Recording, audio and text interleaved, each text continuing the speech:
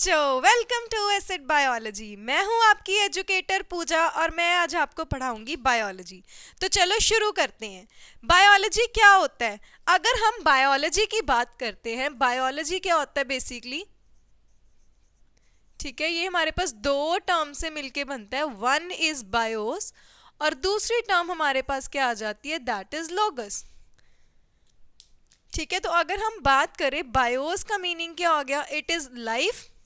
और लोगस का मतलब क्या होता है? स्टडी। तो बायोलॉजी क्या हो गया? It is the study of life and living organism. Biology में हम लिविंग ऑर्गेनिजम्स के बारे में पढ़ते हैं। ठीक है, लिविंग ऑर्गेनिजम्स की मॉर्फोलॉजी देखेंगे हम इसमें। मॉर्फोलॉजी क्या होता है? वो देखने में बाहर से कैसे है, उनकी हम एनाटमी पढ़ेंगे, अंदर से कैसे है, उनके अंदर क्या क्या लगा हुआ है, सेल्स होते हैं, कैसी उनकी ऑर्गेनाइजेशन है, उनकी हम फिजियोलॉजी पढ़ेंगे कि कैसे वो काम करते हैं। ठीक है, ये सब हम किस में पढ़ते हैं? बायोलॉजी में। मतलब हमने लिविंग ऑर्गेनिजम्स के बारे में पढ़ना है, कैसे वो फंक्शन करते हैं, कैसे वो बने हुए हैं। तो उसके लिए सबसे पहले हमारे पास क्वेश्चन आ जाता है, व्हाट इज लिविंग? किस चीज को आप लोग लिविंग बोलोगे? हमें कैसे पता चलता है कि कोई भी चीज क्या लिविंग है? ठीक है, तो सबसे फर्स्ट क्वेश्चन आज हमारे पास यही है, व्हाट इज लिविंग? आप बोल दोगे मैम जो चीज जिंदा है, जिसमें जान है। बिल्कुल सही। ठीक है, जिसको जो क्या है? जिंदा है, उसी को हम लिविंग बोलते हैं। ठीक है, हम क्या लिख सकते हैं इसको? Anything that possess life. Anything that possess life. ठीक है, जिसमें लाइफ है उसी को हम क्या बोलते हैं? Obviously living. बट क्या क्राइटेरिया है जिसके बेस पे हम बोलते हैं किसी भी चीज में लाइफ है? आप लोग जिंदा हो, ठीक है, सांस ले रहे हो, आप लोगों में क्या लाइफ है? आपके पास फोन होगा जिसपे आप लोग ये वीडियो देख रहे हो, कोई लैपटॉप होगा, कुछ भी होगा, वो क्या है? नॉन लिविंग है। आप में कैसे पता चलेगा मुझे कि आप में लाइफ है और वो जो लैपटॉप या फोन आपके हाथ में है वो नॉन लिविंग है? ठीक है, किस बेस पे हम बोलते हैं? क्या हमारे पास क्राइटेरिया जिसके बेस पे मैं बोलूंगी कि आप लोग लिविंग हो? ठीक है, तो जब भी हमने लिविंग की बात करनी है तो हम वहां पे दो तरह के फीचर्स पढ़ते हैं। एक हमारे पास आ जाते हैं जिसको हम बोलते हैं defining features. First is defining features और दूसरे हमारे पास कौन से आते हैं यहाँ पे? That is characteristic features. Characteristic features. ठीक है, तो जब भी बच्चों हमने बात करनी है डिफाइनिंग फीचर्स की, डिफाइनिंग फीचर्स क्या हो गया? जो किसी भी चीज को डिफाइन करेंगे। डिफाइन का मतलब क्या हो गया? जो उसके बारे में बताते हैं। अगर मैंने किसी चीज को बोला कि वो क्या उसका डिफाइनिंग फीचर है, तो उसका मतलब क्या हो गया कि उससे हमें पता चल जाएगा वो चीज लिविंग है। ठीक है, डिफाइन का मतलब यही हो गया, मैंने बोल दिया वो चीज डिफाइनिंग फीचर है। जैसे मैं इसकी एग्जांपल से समझाती हूँ। इसकी डिफाइनिंग फीचर की हमारे पास एग्जांपल क्या आती है? Cellular organization. Cellular organization. Cellular organization का मतलब क्या होता है? जो लिविंग ऑर्गेनिजम्स है वो किसके बनते हैं? सेल्स के। चाहे किसी ऑर्गेनिज्म में हमें एक सेल देखने को मिले, जैसे हम बैक्टीरिया की बात कर लेते हैं, या फिर हो सकता है किसी लिविंग ऑर्गेनिज्म के अंदर बहुत सारे सेल्स हों। जैसे हमारी ह्यूमन बॉडी है, मिलियंस ऑफ सेल्स की बनती है। ठीक है, हम डिफरेंट डिफरेंट सेल्स पढ़ते हैं। हमारे ब्लड के अंदर सेल्स होते हैं, नर्व सेल्स होते हैं, हमारे ब्रेन के अंदर, स्टमक के अंदर डिफरेंट टाइप के होते हैं, किडनी के अंदर डिफरेंट टाइप के सेल्स होते हैं। बने हम भी सेल्स के हैं। जो बैक्टीरिया वो भी एक सेल का बन रहा है। तो सेलुलर ऑर्गेनाइजेशन का मतलब क्या हो गया? जो लिविंग ऑर्गेनिजम्स है वो किसके बनते हैं? सेल्स के। कभी आपने कोई नॉन लिविंग चीज देखी जिसमें सेल हो? नहीं देखी। टेबल, चेयर, फैन, मोबाइल, जिसकी भी बात कर लो, किसी के अंदर कभी भी सेल नहीं होता। तो उसको हम क्या बोल रहे हैं? Defining feature. मतलब डिफाइनिंग फीचर क्या हो गया? जिससे हमें पता चल जाएगा वो चीज़ क्या है? लिविंग है। ठीक है, जब भी हमने डिफाइनिंग फीचर की बात करनी है तो जो डिफाइनिंग फीचर होता है हमेशा 100% ऑफ द लिविंग ऑर्गेनिज्म में प्रेजेंट होगा। इसकी कभी भी कोई एक्सेप्शन नहीं होती। उसको हम बोल रहे हैं डिफाइनिंग फीचर। अगर हम वही दूसरी तरफ बात करें करेक्टरिस्टिक फीचर की, करेक्टरिस्टिक क्या होता है? उसकी विशेषता बताता है, उसकी हमें क्वालिटी बताता है। तो अगर हम बात कर रहे हैं करेक्टरिस्टिक फीचर की, तो उसका मतलब क्या हो गया? जैसे इसकी एग्जांपल हम यहाँ पे ले, that is reproduction. Reproduction. Reproduction का मतलब क्या होता है? अपने जैसे न्यू ऑफस्प्रिंग्स बनाना, बच्चों को जन्म देना, उसको हम क्या बोलते हैं? रिप्रोडक्शन। मान लो कोई इंसान है, उसने शादी नहीं की, उसके कोई बच्चे नहीं हुए, उसका मतलब ये थोड़ी हो जाएगा वो जिंदा नहीं है, जिंदा तो है ना। अगर हम इस रिप्रोडक्शन को डिफाइनिंग फीचर मान लें कि जब भी वो कोई इंसान रिप्रोड्यूस करेगा हम सिर्फ उसको तब लिविंग बोलेंगे, तो उसका मतलब क्या होगा? हमें उस इंसान को नॉन लिविंग बोलना पड़ेगा। पर ये थोड़ी जिसने शादी नहीं की, बच्चे नहीं, तो वो नॉन लिविंग हो गया। ठीक है, तो इसीलिए हम उसको क्या बोल देंगे कि वो क्या हो जाएगा? लिविंग ऑर्गेनिज्म का उसका करेक्टरिस्टिक फीचर। ठीक है, जो लिविंग ऑर्गेनिजम्स है वो रिप्रोड्यूस करते हैं। ठीक है, हमें पता है कोई नॉन लिविंग चीज रिप्रोड्यूस नहीं करती, सिर्फ लिविंग ऑर्गेनिज्म करते हैं, पर सभी लिविंग ऑर्गेनिजम्स तो नहीं करते। इसीलिए ये क्या हो जाएगा? उसका करेक्टरिस्टिक फीचर। मतलब इस केस में हम क्या बोल देंगे कि इस यहाँ पे हमें क्या देखने को मिल सकती है? एक्सेप्शंस। ठीक है, तो डिफाइनिंग फीचर क्या हो गया कि जो हमें 100% ऑफ द लिविंग ऑर्गेनिजम्स में देखने को मिलता है उसको हम बोलेंगे डिफाइनिंग फीचर। जो हमारे पास करेक्टरिस्टिक फीचर है वो क्या हो गया? जहाँ पे कोई एक्सेप्शंस हो सकती हैं। ठीक है, हम उसको मतलब सर्टेन नहीं मान सकते, या फिर हो सकता है यहाँ पे कि जो करेक्टरिस्टिक फीचर है वो हमें कुछ नॉन लिविंग ऑर्गेनिजम्स में भी देखने को मिल सकता है, कुछ नॉन लिविंग थिंग्स में भी देखने को मिलेगा। ठीक है, तो बेसिकली इस चैप्टर में हमने 5 करेक्टर्स पढ़ने हैं। ठीक है, उनको हम एक एक करके पढ़ेंगे और बाद में देखेंगे कि उनमें से कौन सा हमारे पास डिफाइनिंग फीचर है और कौन सा उसमें से करेक्टरिस्टिक फीचर है। तो सबसे पहले हम बात करते हैं यहाँ पे, दैट इज ग्रोथ। ठीक है, फर्स्ट फीचर यहाँ पे हमारे पास क्या आ जाएगा? ग्रोथ। ठीक है, ग्रोथ का मतलब क्या होता है? बढ़ना। आप लोग जब पैदा हुए थे छोटे से थे, अगर अब बात करें बहुत बड़े हैं। ठीक है, घर पे कुछ लोगों को पेट्स रखने का शौक होता है, कई बार होता है ना, हम कुछ घर पे छोटा सा पप्पी लेके आते हैं, कुछ सालों के बाद क्या होगा? वो बहुत बड़ा हो जाता है, उसकी भी हमें ग्रोथ देखने को मिलती है। कुछ लोगों को प्लांट्स का शौक होता है, घर पे छोटे छोटे नए प्लांट्स लगाते हैं गमले में, कुछ टाइम के बाद हम देखते हैं वो प्लांट्स भी काफ़ी बड़े हो गए, तो वो भी क्या होगी? ग्रोथ होगी। तो बेसिकली अगर ग्रोथ को डिफाइन करना हो, ग्रोथ क्या हो गया? It is increase in size और मास। ठीक है, यहाँ पे क्या हो रहा है ग्रोथ में कि उसका साइज बढ़ रहा है, या फिर हम बोल सकते हैं उसका मास बढ़ रहा है। ठीक है, दूसरा करेक्टर क्या होता है इसका? Increase in number of cells.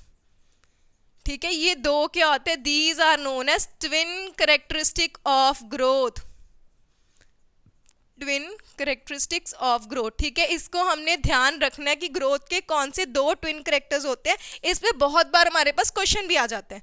ठीक है, ग्रोथ में क्या हो रहा है? एक तो उसका साइज या मास बढ़ रहा है, दूसरा क्या हो रहा है? वहां पे उसके नंबर ऑफ सेल्स बढ़ेंगे। तो जब भी हम बात करते हैं कोई भी ऑर्गेनिज्म ग्रो करता है, वो कैसे करता है? Through cell division. ठीक है, चाहे कोई यूनिसेल्युलर ऑर्गेनिज्म है, चाहे कोई मल्टी सेल्युलर ऑर्गेनिज्म है, वो कैसे ग्रो करते हैं? Through cell division. Cell division क्या हो गया? जैसे कोई एक सेल था, ये डिवाइड किया, यहाँ पे 2 सेल्स बन गए। ठीक है, उसको हम बोल रहे हैं सेल डिवीजन। मतलब यहाँ पे नंबर बढ़ रहा है ना, हमने अभी लिखा ग्रोथ में क्या हो रहा है? Increase in number of cells. तो यहाँ पे क्या था? एक सेल था, सेल डिवाइड हुआ, 2 बन गए, इसको हमने क्या बोल दिया? It is growth. ठीक है, अगर हम बात करते हैं साइज की, ठीक है, ग्रोथ में किसी भी ऑर्गेनिज्म के सेल का साइज या फिर मास कैसे बढ़ेगा? ठीक है, तो इसको हम 2 तरह से कर सकते हैं। ठीक है, 2 तरह की हमें ग्रोथ देखने को मिलेगी। One is protoplasmic growth, protoplasmic growth, and second is apoplasmic growth. ठीक है, प्रोटोप्लाज्मिक का मतलब क्या होता है? जब कोई सेल है, ठीक है, वो क्या कर रहा है? सेल अपने अंदर यहाँ पे कुछ कंटेंट इंक्रीज कर रहा है, प्रोटीन्स बना रहा है, कार्बोहाइड्रेट्स बना रहा है, लिपिड्स बना रहा है। ठीक है, डिफरेंट चीज़ों की सिंथेसिस कर रहा है, जिसके कारण क्या है? सेल के अंदर ये जो प्रोटोप्लाज्म होता है वो बढ़ रहा है। ठीक है, उसके कारण वहाँ पे सेल का साइज बढ़ेगा, ग्रोथ होगी, उसको हम क्या बोलते हैं? Protoplasmic growth. मतलब इस केस में सेल क्या करता है? लिविंग कंटेंट को इंक्रीज करता है। ठीक है, सेल का प्रोटोप्लाज्म बढ़ रहा है, जो हमें पता है लिविंग होता है, तो यहाँ पे सेल ने क्या किया? अपने अंदर के लिविंग कंटेंट को इंक्रीज किया, that is known as protoplasmic growth. अगर हम बात करें जो सेल है, ठीक है, जैसे हम किसी प्लांट सेल की एग्जांपल ले रहे हैं, ठीक है, ये प्लांट सेल है, उसके बाहर हमें पता है क्या होती है? एक सेल वॉल। ठीक है, ये क्या? दिस इज सेल वॉल, जो क्या होती है? डेड। ठीक है, जो सेल वॉल होती है प्लांट सेल के पास, वो क्या होती है? डेड। तो अगर वो यहाँ पे किसी नॉन लिविंग कंटेंट को सिंथेसाइज कर रहे हैं, ठीक है, नॉन लिविंग चीजों की सिंथेसिस कर रहा है, जैसे कि यहाँ पे सेल वॉल की सिंथेसिस कर रहा है, उसके कारण सेल का साइज या फिर ऑर्गेनिज्म का मास बढ़ रहा है, that is known as apoplasmic growth. ठीक है, प्रोटोप्लाज्मिक में क्या हो रहा था, सेल ने क्या किया, सेल के अंदर जो भी लिविंग कंटेंट है उसको बनाया। ठीक है, लिविंग कंटेंट की सिंथेसिस होगी, उसके कारण ग्रोथ हो रही है, दैट इज प्रोटोप्लाज्मिक। और अगर वहीं पे सेल क्या कर रहा है, नॉन लिविंग कंटेंट की सिंथेसिस कर रहा है, जैसे हमने एग्जांपल की सेल वॉल, वो क्या हो गया हमारे पास, एपोप्लाज्मिक ग्रोथ। ठीक है, अब हम बात करते हैं जो ग्रोथ है, ठीक है, हमें डिफरेंट डिफरेंट ऑर्गेनिज्म में डिफरेंट टाइप से देखने को मिलती है। जैसे जो प्लांट्स होते हैं वो through out the life grow करते हैं। ठीक है, छोटा सा हम प्लांट लगाते हैं, हम देखते हैं कुछ टाइम के बाद क्या होता है, वो 100-200 सालों के बाद बड़े बड़े ट्रीज बने रहते हैं। वो इतना साइज क्यों बढ़ता है उनका, क्योंकि उनके अंदर कैसी ग्रोथ हमें देखने को मिलेगी, अनलिमिटेड ग्रोथ। ठीक है, जो ग्रोथ होगी उनके केस में, in case of plants, that is unlimited growth.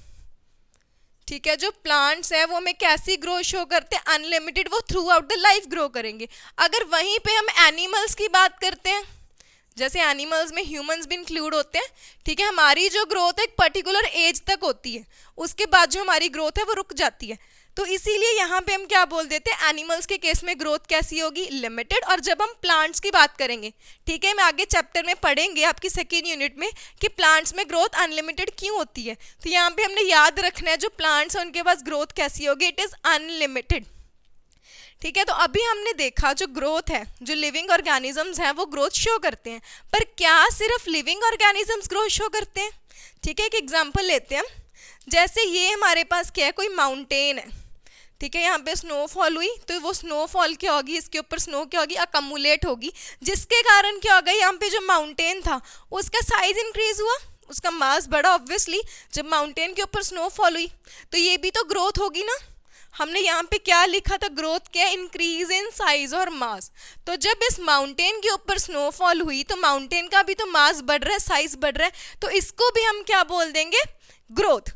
तो अब बताओ, क्या हम ग्रोथ को डिफाइनिंग फीचर कंसीडर कर सकते हैं, नहीं कर सकते। क्यों, डिफाइनिंग फीचर का मतलब क्या था कि अगर वो किसी के अंदर प्रेजेंट होगा वो क्या हो जाएगा, लिविंग ऑर्गेनिज्म। तो क्या माउंटेन्स लिविंग है, नहीं है, ये हम सबको पता है। माउंटेन्स कैसे हैं, नॉन लिविंग, इसीलिए ग्रोथ को हम क्या बोलेंगे, it is not a defining feature. ये कैसा हो जाएगा, it is a characteristic feature. ठीक है, शॉर्ट में लिख लियो, CF का मतलब क्या, करेक्टरिस्टिक फीचर। अगर ये डिफाइनिंग फीचर होता तो हमें माउंटेन को लिविंग मानना पड़ता। ठीक है, ऑल्दो यहाँ पे आप लोग बोल सकते हो कि जो ह्यूमंस के अंदर ग्रोथ हो रही है वो कैसी हो रही है, इंटरनल ग्रोथ हो रही है, हमारी बॉडी के अंदर जो सेल्स है वो ग्रो करते हैं। पर जब हम माउंटेन की एग्जांपल ले रहे हैं, माउंटेन के तो बाहर स्नो अकमुलेट हो रही थी ना, तो इसको, इस ग्रोथ को हम क्या लिख सकते हैं, this is known as extrinsic growth. ठीक है, जो हमें माउंटेन्स के केस में देखने को मिल रही है, दिस इज एक्सट्रिंसिक ग्रोथ, जो बाहर से हो रही थी। अगर हम लिविंग ऑर्गेनिजम्स की बात करते हैं तो वहां पे हम ग्रोथ कैसी लिख देंगे, इट इज इंट्रिंसिक ग्रोथ, जो अंदर से हो रही थी, इंटरनल।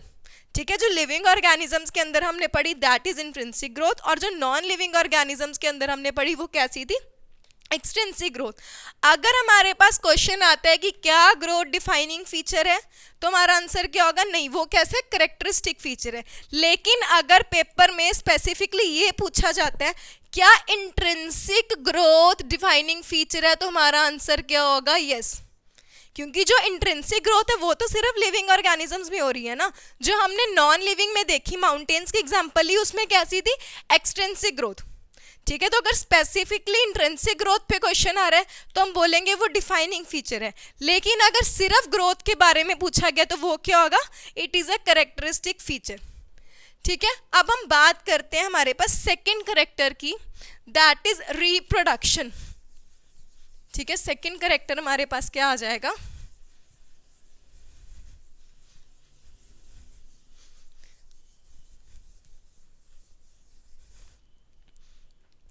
It is reproduction.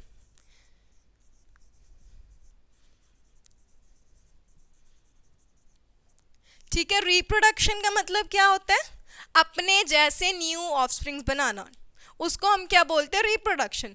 तो अगर रिप्रोडक्शन की बात करते हैं, ये दो मेथड से होता है, one is asexual and second is sexual method.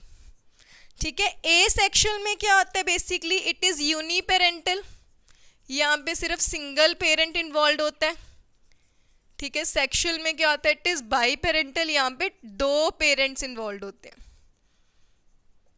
ठीक है, और अगर हम बात करें ए सेक्शुअल में क्या होगा, यहाँ पे कोई गैमीट फॉर्मेशन नहीं होती, नो गैमीट फॉर्मेशन। और वहीं पे अगर हम सेक्सुअल रिप्रोडक्शन की बात करते हैं तो यहाँ पे क्या होता है, मेल एंड फीमेल 2 तरह के गैमीट्स बनते हैं। ठीक है, और उनकी फर्टिलाइजेशन होगी, तभी क्या होता है, वहाँ पे न्यू ऑफस्प्रिंग बनता है। ठीक है, जो ए सेक्सुअल वाला मेथड होता है वो थोड़ा इजी होता है, क्योंकि वहाँ पे सिंगल पेरेंट है, उसी से क्या होगा, न्यू ऑफस्प्रिंग बन जाएगा। और अगर हम सेक्सुअल रिप्रोडक्शन की बात करते हैं, वहाँ पे 2 पेरेंट्स होते हैं, 2 डिफरेंट गैमीट्स बनेंगे। ठीक है, वो थोड़ा कॉम्प्लेक्स प्रोसेस हो जाता है, मेल एंड फीमेल की गैमीट्स की फर्टिलाइजेशन होगी, तब जाके क्या होता है, वहाँ पे ऑफस्प्रिंग बनता है। हमारे पास एनसीईआरटी में ए सेक्सुअल रिप्रोडक्शन की कुछ डिफरेंट टाइप्स लिखी हुई हैं। ठीक है, वो कर लेते हैं। सबसे फर्स्ट आ जाता है स्पोर्स। ठीक है, जो ऑर्गेनिजम्स है वो क्या बनाएंगे, स्पोर्स। इसकी एग्जांपल क्या आ जाएगी हमारे पास, फंजाई, एल्गी। ठीक है, सेकंड मेथड हमारे पास क्या है, दैट इज फ्रेगमेंटेशन। फ्रेगमेंटेशन। ठीक है, फ्रेगमेंटेशन में क्या होता है, जो ऑर्गेनिज्म है उसकी बॉडी ब्रेक होती है। ठीक है, इसकी एग्जांपल भी क्या आ जाएगी हमारे पास, filamentous algae, fungi and protonema of mosses. Protonema of mosses. Mosses क्या होते हैं, बेसिकली ब्रायोफाइट्स, इनके बारे में हम प्लांट किंगडम में पढ़ेंगे। ठीक है, जो प्रोटोनीमा ये भी क्या होता है, मॉसेस का फिलामेंटस स्ट्रक्चर है, इस चीज को हमने ध्यान रखना है। ठीक है, थर्ड टाइप हमारे पास क्या लिखी हुई है, दैट इज बडिंग। बडिंग। ठीक है, इसकी एग्जांपल हमारे पास क्या है, ईस्ट। ठीक है, जैसे ईस्ट का एक सेल है, इट इज यूनिसेलुलर, उसके ऊपर यहाँ पे क्या होता है, जो पेरेंट सेल है वहां पे हमें कुछ ऐसे आउटग्रोथ देखने को मिलती है, जिसको हम क्या बोल देंगे, बड। ठीक है, कुछ टाइम के बाद क्या होगा, ये बड यहाँ से डी अटैच हो जाएगा और ये क्या बना देगा, न्यू ऑफस्प्रिंग। इस प्रोसेस को हम क्या बोल देते हैं, बडिंग। फोर्थ मेथड हमारे पास यहाँ पे क्या आ जाता है, that is true regeneration. True regeneration. ठीक है, इसको हम और क्या बोल सकते हैं, morpholaxis. It is known as morpholaxis. इसकी एग्जांपल क्या आ जाती है, दैट इज प्लेनेरिया। ठीक है, प्लेनेरियास क्या होते हैं, दे आर फ्लैट वॉर्म। ठीक है, फ्रेगमेंटेशन के केस में भी हमने पढ़ा कि क्या होगा, जो पेरेंट बॉडी है वो टूट जाएगी। ठीक है, जैसे हमारे पास एक फिलामेंटस स्ट्रक्चर है।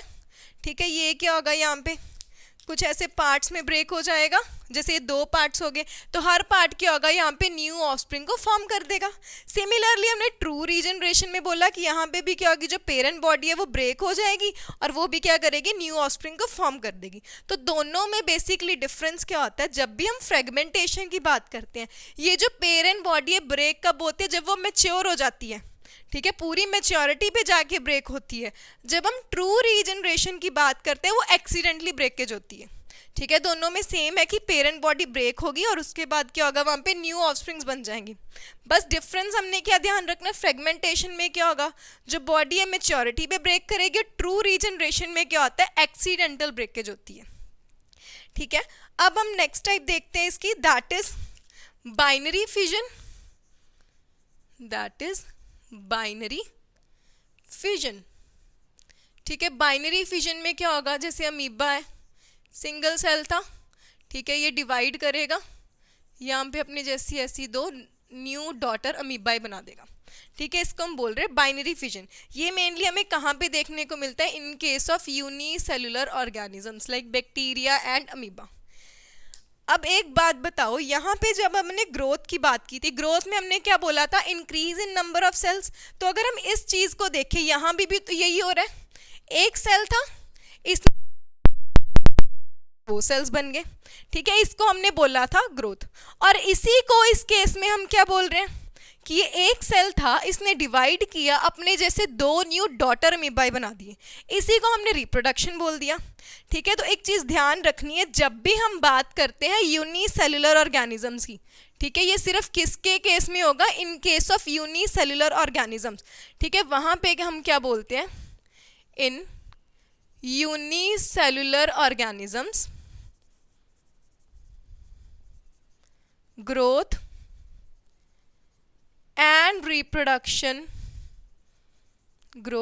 and reproduction are synonymous या फिर synonyms या फिर इसको हम और क्या बोल सकते हैं, और mutually inclusive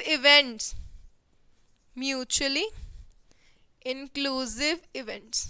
ठीक है, इस लाइन का मतलब क्या हो गया कि जो हमारे पास यूनिसेलुलर ऑर्गेनिजम्स हैं, ठीक है, जैसे हमने अभी बात की अमीबा की या बैक्टीरिया की, वहाँ पे जब भी हमने ग्रोथ एंड रिप्रोडक्शन की बात करनी है, वो दोनों क्या है, साइनोनियम का मतलब क्या है, साथ में इकट्ठे होंगे, या फिर उनको हम क्या बोल देते हैं, म्यूचुअली इंक्लूसिव इवेंट्स। इस वर्ड का ध्यान रखना है। ठीक है, तो यूनिसेलुलर ऑर्गेनिज्म के केस में इसी को हमने क्या बोल दिया, ग्रोथ हुई, एक सेल था, नंबर ऑफ सेल्स इंक्रीज हुए, ग्रोथ हुई। इसी को हम क्या बोल रही है, पेरेंट सेल था। ठीक है, पेरेंट ने डिवाइड करके यहाँ पे क्या कर दिया, 2 न्यू डॉटर अमीबाई बना दिए, तो ये क्या आ गई, रिप्रोडक्शन। मतलब जब हमने यूनिसेलुलर ऑर्गेनिज्म की बात कर रहे हैं तो ग्रोथ एंड रिप्रोडक्शन क्या इकट्ठे हो रहे हैं, साथ में हो रहे हैं।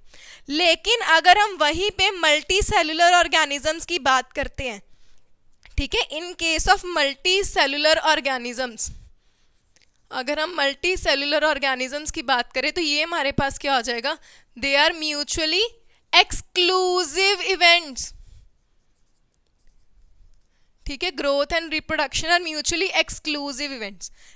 यूनिसेलुलर में क्या था, इंक्लूसिव का मतलब इकट्ठे हो रहे थे। अगर हम अपनी एग्जांपल ले लें मल्टी सेलुलर की, जब हम ग्रो कर रहे हैं तो रिप्रोड्यूस थोड़ी ना कर रहे हैं, सिर्फ ग्रोथ हो रही है। जब रिप्रोडक्शन होती है वो कंप्लीटली डिफरेंट प्रोसेस है, तो उस केस में हम क्या लिखते हैं उसको, they are mutually exclusive events.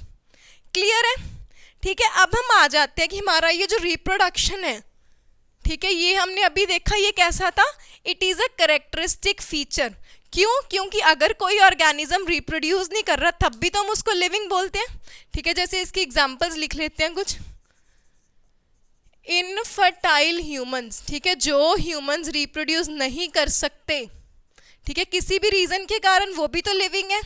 या फिर हम ले लेते हैं वर्कर बीज, ठीक है, हनी बीज में जो सिर्फ क्वीन बी होती है वो एग ले करती है, जो वर्कर बीज होती है उनका काम क्या होता है, सिर्फ हनी को कलेक्ट करना, वो कभी भी रिप्रोड्यूस नहीं करती, पर लिविंग तो वो भी है।